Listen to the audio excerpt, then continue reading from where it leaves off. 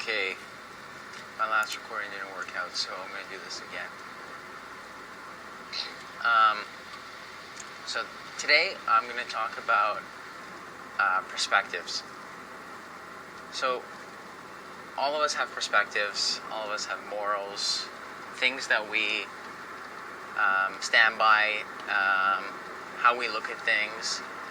And over time, as we grow, as we develop new experiences, our perspectives change, our morals change, we grow, we become better people, more loving, compassionate people, and our outlook on things change.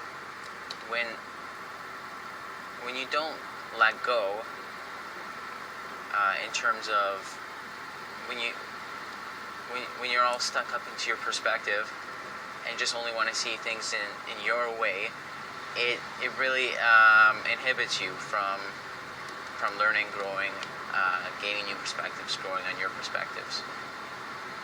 And if you be open to the idea of your perspectives changing,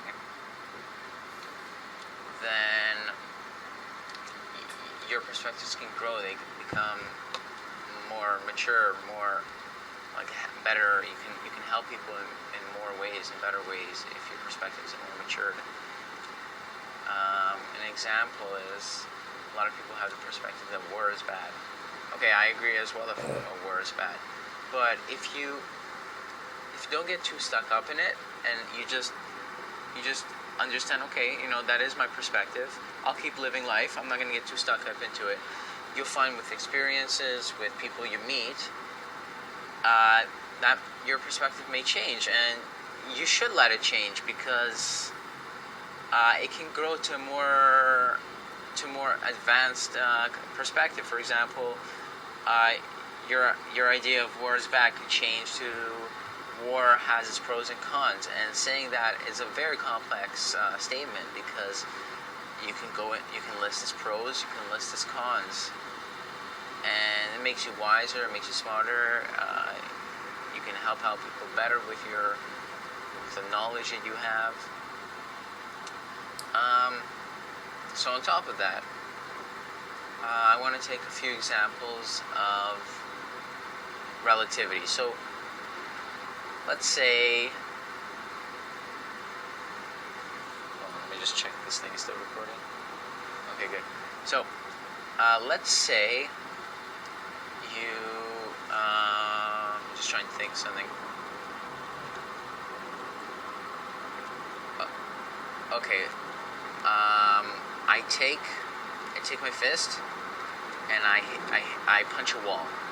So that wall is gonna hurt me. So I get hurt. I may break all the bones in my body.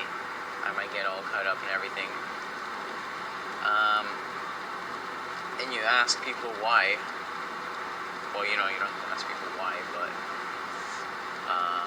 people will say, "Oh, well, you're an idiot. You punched the wall, and that's what you get. You got hurt because you punched the wall." Yes, fair enough. But if you want to look into this and not take things at face value,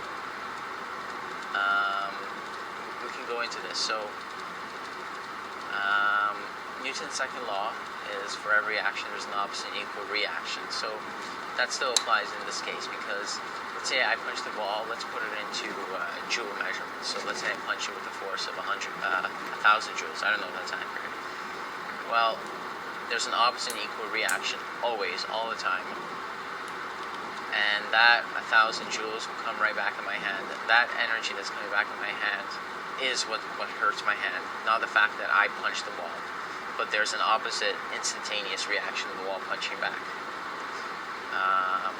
Along that, I'm not going to get into this, but a lot of people argue that every action has an opposite equal reaction. So even every thought, every good deed and everything has its opposite equal reaction. I don't think that opposite reaction necessarily would be a bad deed in return, but it ties into karma and everything. I'm not going to get into that. Let's see. Okay, let's take another example. So this is kind of zooming in, zooming out. I call it that. I don't know if it's actually that. I don't know if that makes sense, but if you take the concept of infinity, so people know that as you can start at negative infinity, you can go all the way to positive infinity, every single number in between, like a cajillion, billion, willion, whatever.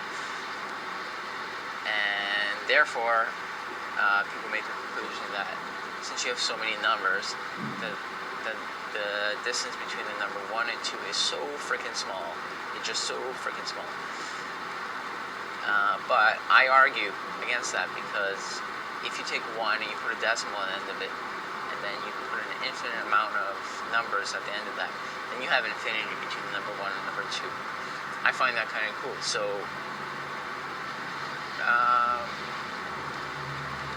just don't necessarily take things at face value, because a lot of things have a lot of depth to them.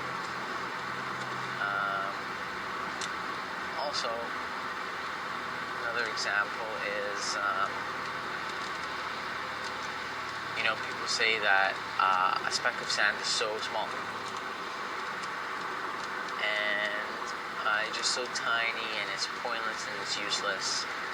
But what's funny is that if you go on some kind of spaceship and then you travel billions of light years away, and you look back on the Earth, it's going to look like a speck of sand.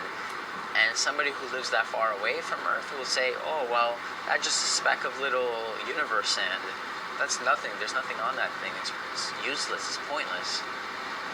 And, they'll have so much aggression and everything towards it. They'll say, who cares, But it's amazing, because you zoom in, and you get to the Earth, and then you see how much life there is on Earth, and it's phenomenal what we're doing. We have oceans, we have technology, we're killing each other with war. There's so much happening. There's TVs that are broadcasting to all of us. It's phenomenal how much complexity there is to Earth, and yet if you go so far away, you'll see Earth only as a speck of sand and useless. So what I'm trying to get at is be open to new ideas, be open to change. Your perspective is among 1,000, a million other perspectives, and your perspective is not the best.